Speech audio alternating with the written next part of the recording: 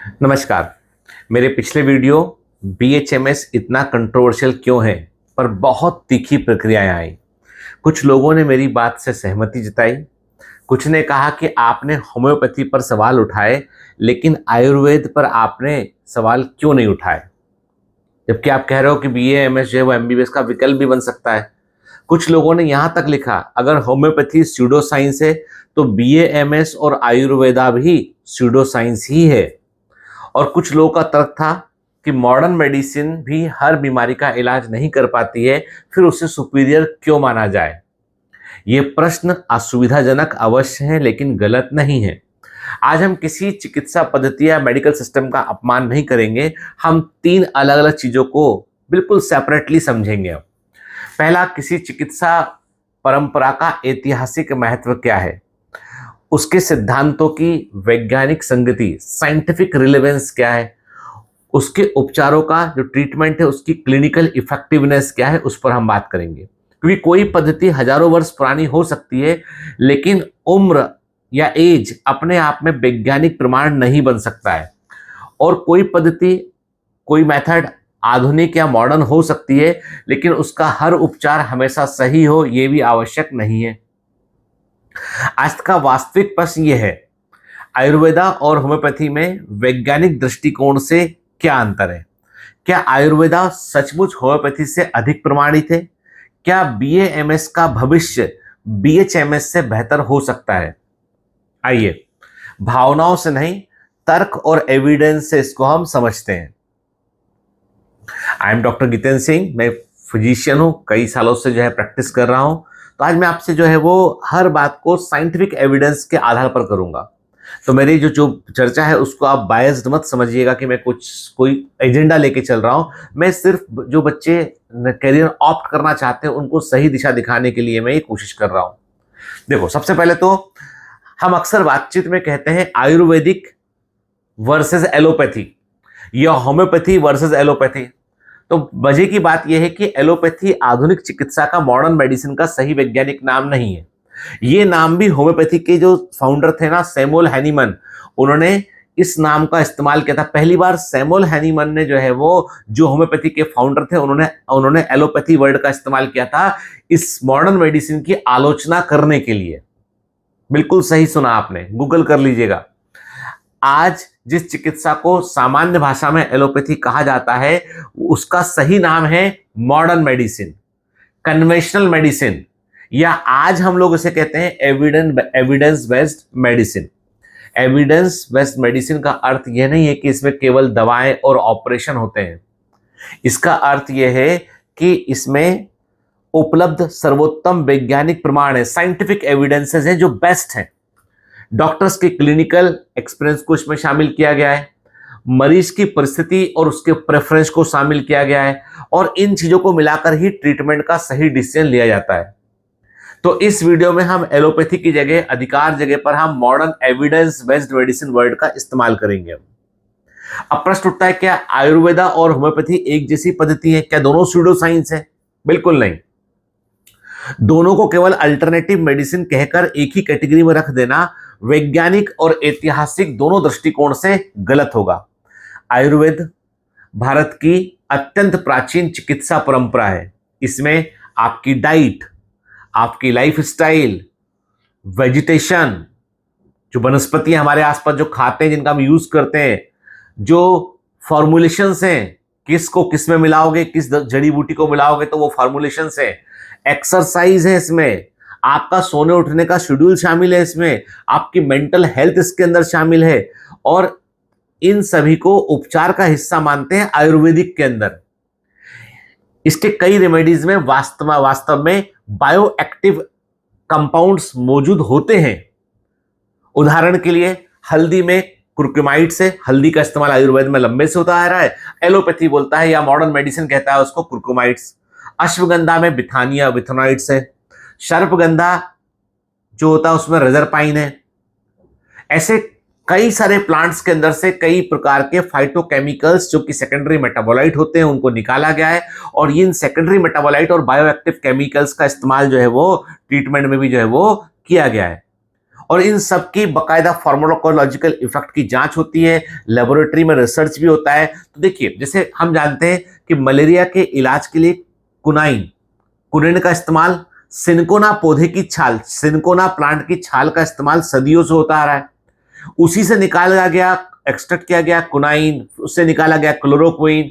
तो ये सब तो प्लांट ओरिजिन के। तो आयुर्वेदा को हम ये कह देना कि ये स्यूडो साइंस है, एकदम मूर्खता होगी चीज। ठीक है, देखो, इसके जो आयुर्वेदिक मेडिसिन है उनके अंदर जो बायो एक्टिव केमिकल्स हैं उनको हम माप सकते हैं, उनकी केमिकल आइडेंटिटी को हम जान सकते हैं, उनके डोज को हम डिसाइड कर सकते हैं, उनके मेटाबॉलिज्म को हम समझ सकते हैं। और ये जब कॉन्सेंट्रेट होते हैं तो अधिक असर देते हैं, ये जब डाइल्यूट होते हैं तो कम असर देते हैं। तो मतलब मॉडर्न मेडिसिन जहां पर बेस्ड है, जहां पर साइंस के नियमों को फॉलो कर रही होती है, वैसी आयुर्वेदा भी जो है साइंटिफिक इन्वेस्टिगेशंस को फॉलो कर रहा होता है। जबकि होम्योपैथी जो है वो तुलनात्मक रूप से एक बिल्कुल नई मेथड है और जिसको तकरीबन 200 वर्ष पहले ही डेवलप किया गया है।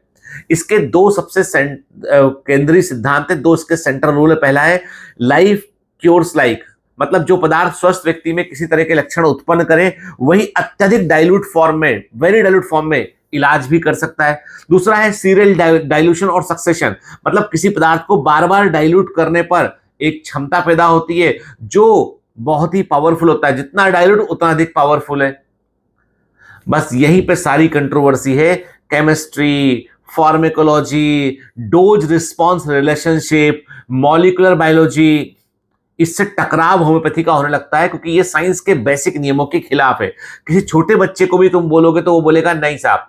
जैसे मैं आपको बड़ा सिंपल एग्जांपल दूं कि आपने एक कप में आपने ब्लैक कॉफी लिया, आपने उसमें ब्लैक कॉफी, आपने एक सेचेट कॉफी का डाला, ब्लैक कॉफी तैयार किया आपने, उस कप को आप 3 कप पानी में मिला देंगे तो बताइए कॉन्सेंट्रेट होगा कि डाइल्यूट होगा? डाइल्यूट होगा। उठ के स्वाद, यदि आपने एक सिप लिया आपने, फिर उस 3 कप को 10 कप में मिला दोगे आप, तो सिंपल सी बात है, कड़वाहट कम हो जाएगी, कैफीन का अमाउंट कम हो जाएगा, और आप बोलो कि ये बहुत ही पोटेंट हो गया है तो कोई मानेगा नहीं इस बात को। ठीक है, यही टकराव है सारा, क्योंकि होम्योपैथी के कई बुनियादी सिद्धांत हमारी केमिस्ट्री, फिजिक्स के वर्तमान वैज्ञानिक समझ के अनुरूप नहीं है।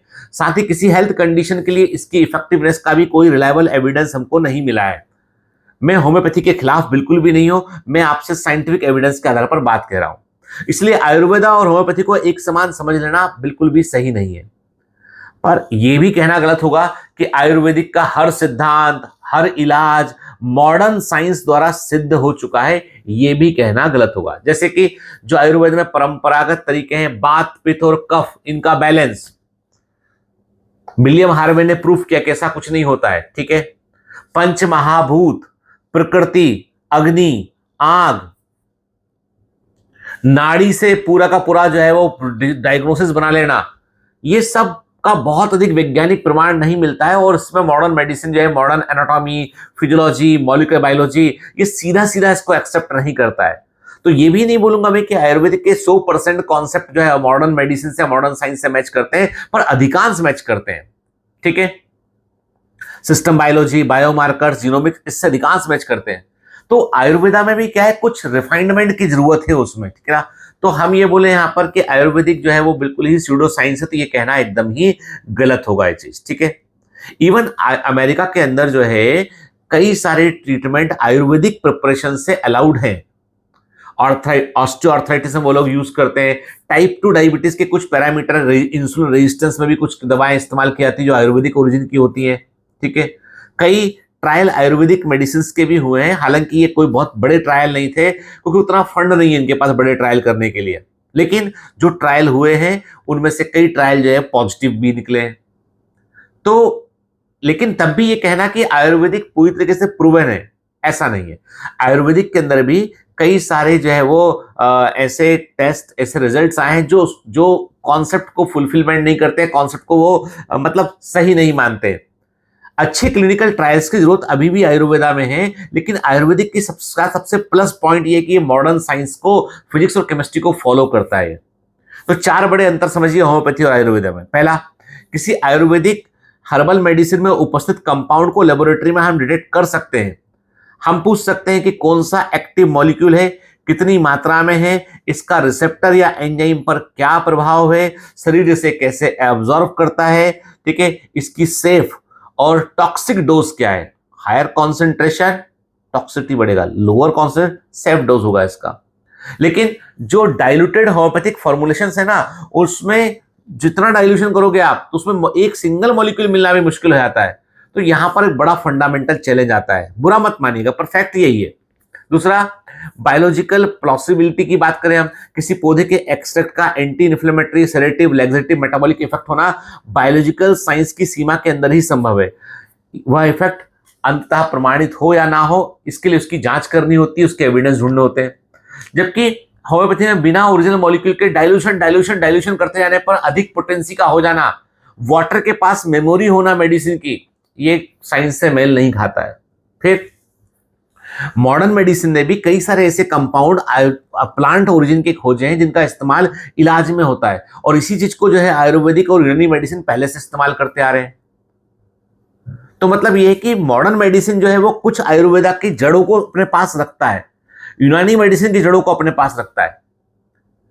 आइसोलेट कर सकते हैं सब्सटेंस को, हम स्टैंडर्डाइज कर सकते हैं, हम उसकी टॉक्सिसिटी को टेस्ट कर सकते हैं, उसके डोज को टेस्ट कर सकते हैं, उसके रेंडमाइज क्लिनिकल ट्रायल कर सकते हैं, हम क्वालिटी कंट्रोल कर सकते हैं, हम फार्मेको विजिलेंस कर सकते हैं उसमें हम, और इन सब चीजों से गुजरना पड़ता है उस केमिकल को। और आयुर्वेदिक जो कंपाउंड है उनकी कहीं ना कहीं उन्होंने एलोपैथी को भी सपोर्ट कर रखा है। तो मतलब आयुर्वेदा के पास में भी ड्रग डिस्कवरी का एक बड़ा नेटवर्क, बड़ी रिपोजिटरी मौजूद है।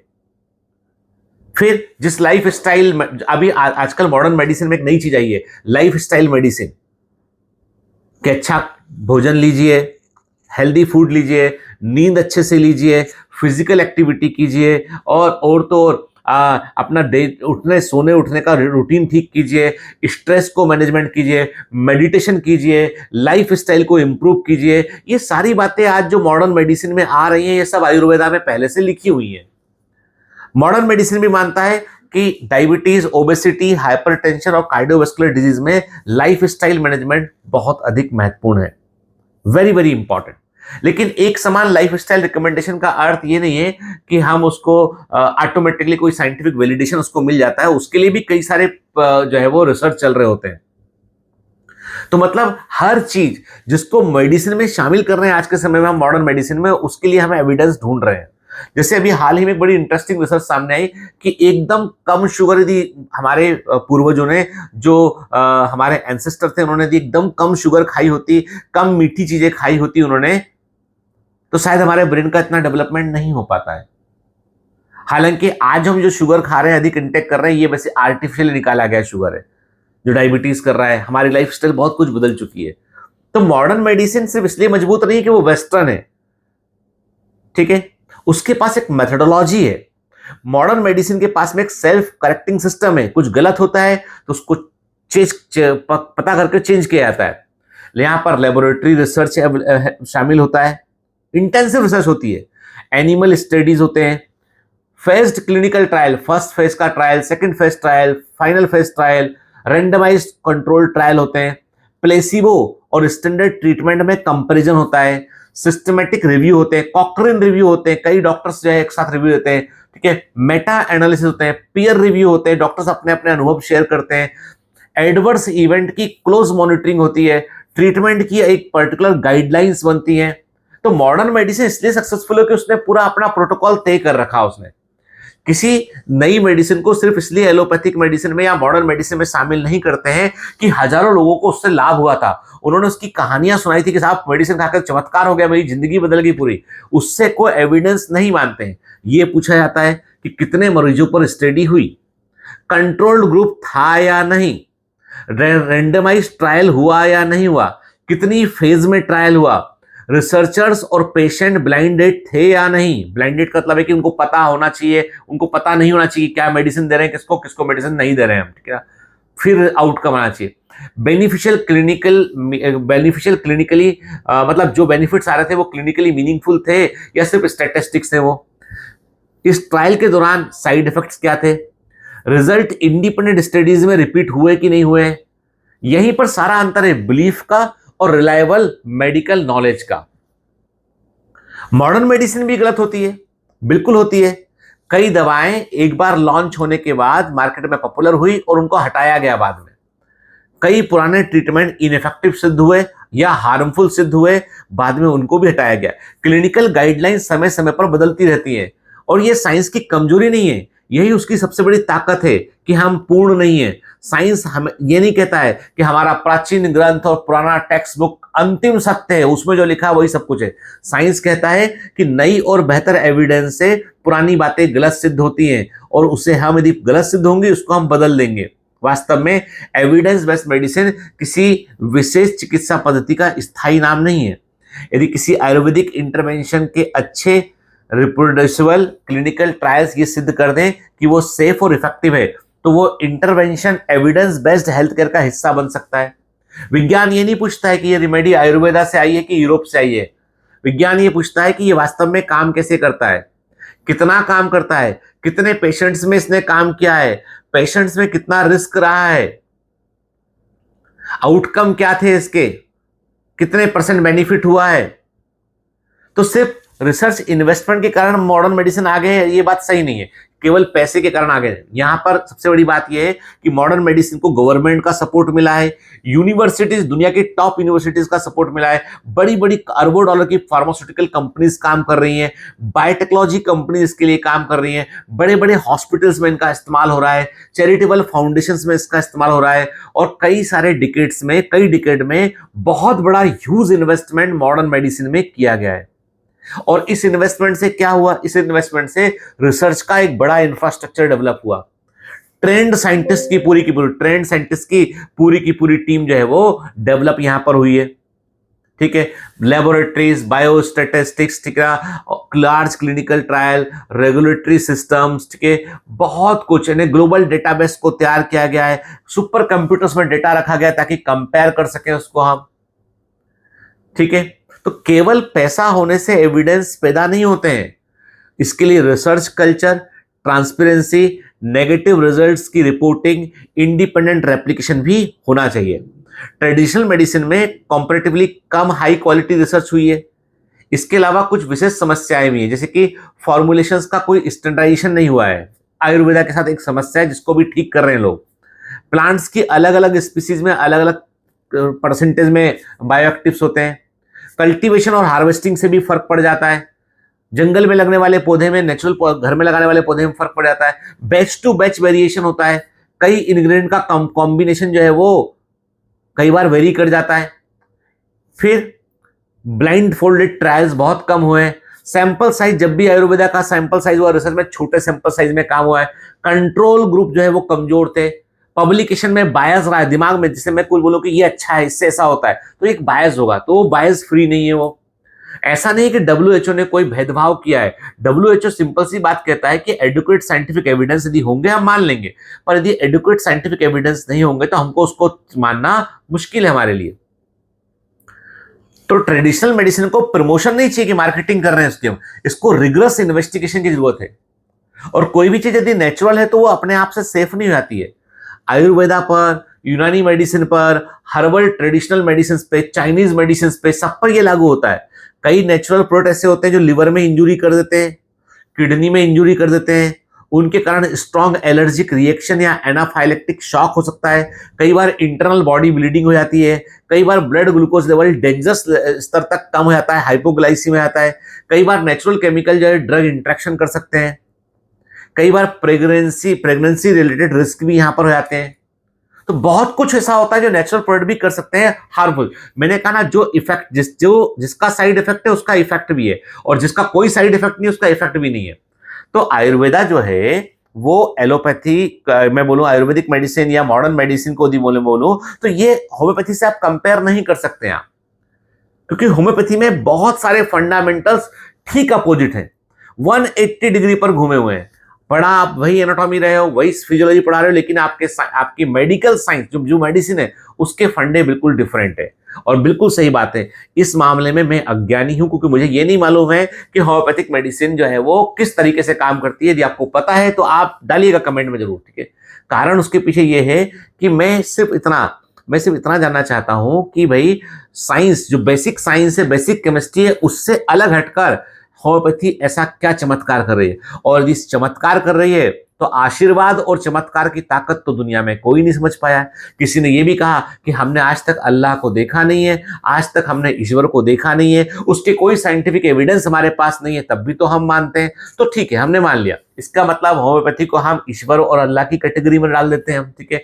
मॉडर्न साइंस तो कहता है एविडेंस होना चाहिए, ठीक है।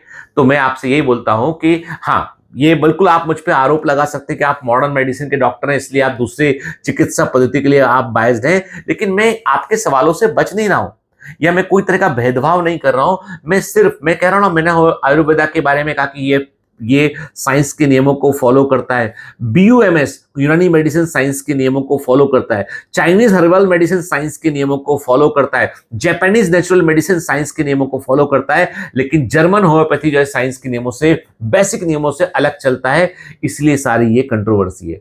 तो दिमाग खुला रखिए, ये मत सोचिए कि कोई होम्योपैथी के अगेंस्ट में बात कर रहा हूं। मैं सिर्फ इतना कह रहा हूं कि हमको नहीं पता है कि कैसे ये काम करता है। आप यदि जानते हैं, आपको पता है, तो आप ऐसे ट्रायल हमसे शेयर कीजिए।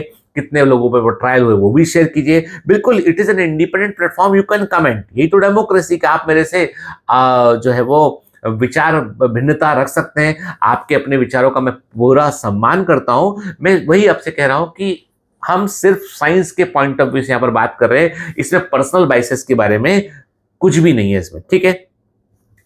सरकार ने यदि बीएचएमएस को अप्रूव्ड डिग्री माना है तो अप्रूव्ड है वो, ठीक है। सरकार ने माना है कि होम्योपैथिक मेडिसिन काम करता है, आयुष में शामिल किया है, तो बिल्कुल है वो, ठीक है। लेकिन मेरा क्वेश्चन सिर्फ इतना सा है कि क्यों अमेरिका, यूरोप और बाकी जगह पे इसको नहीं माना जा रहा है? क्यों ये साइंस के बिल्कुल अलग है ये, ठीक है। तो देखो, मेरा अपना एक क्लिनिकल एक्सपीरियंस हो सकता है, मेरे बाइसेस सब कॉन्शियस माइंड में हो सकते हैं, लेकिन मैं तब भी आपसे कह रहा हूं रैशनल डिसीजन लीजिए, ठीक है।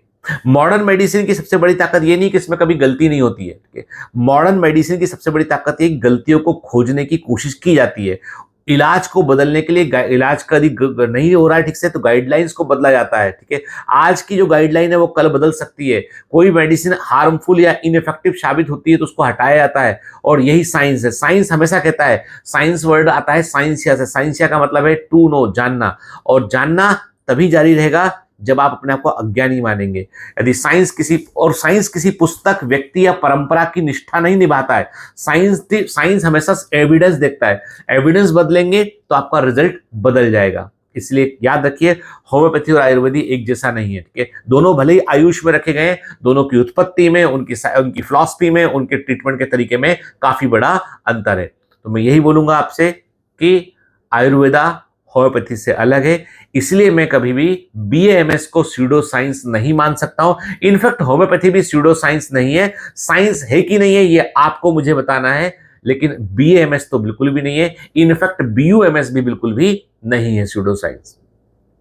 उम्मीद है कई सारे में आपके जो डाउट थे वो मैंने क्लियर किए हैं, और आप बिल्कुल असहमति दर्ज कर सकते हैं, ठीक है। आप बिल्कुल मुझसे मेरे से बहस कर सकते हैं कमेंट में जाके, आपके I am okay with all this, ठीक है। मैं इतना ही बोलूंगा, हमको अपने दिमाग को खुला रखना है, तभी हम सीख सकते हैं, तभी हम जीत सकते हैं। All the best.